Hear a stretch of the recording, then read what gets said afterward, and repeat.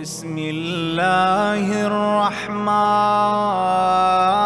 الرحيم. بسم الله الذي لا أرجو إلا فضله ولا أخشى إلا عدله ولا أعتمد إلا قوله ولا أمسك إلا بحبله. بك أستجير يا ذا العفو والرضوان من الظلم والعدوان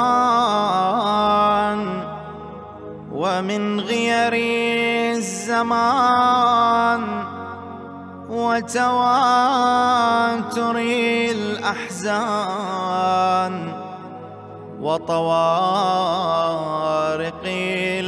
الحدثان ومن انقضاء المدة قبل التأهب والعدة. وإياك أسترشد لما فيه الصلاح والإصلاح وبك أستعين فيما يقترن به النجاح والإنجاح. وإياك أرغب في لباس العافية وتمامها وشمول السلامة ودوامها. وأعوذ بك يا ربي من همزات الشياطين وأحترز بسلطانك من جور السلاطين. فتقبل ما كان من صلاتي وصومي واجعل غدي وما بعده أفضل من ساعتي ويومي. وأعزني في عشيرتي وقومي واحفظني في يقظتي ونومي. فأنت الله خير حافظا وأنت أرحم الراحمين.